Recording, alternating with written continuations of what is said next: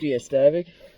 We're here at Destiny at Ortega River Marina on Sea Duck. And we're going to do a comparison video today. And also I installed a new shaft zinc, 1-inch shaft zinc.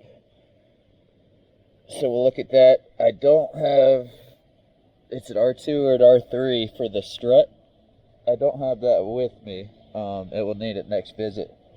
But it's basically 100% coverage and growth.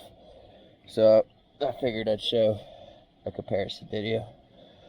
I've done a little more than half so far. I went ahead and cleaned the prop and the shaft. But I'll show you the difference on the whole. I'm going to show clean, then the dirty.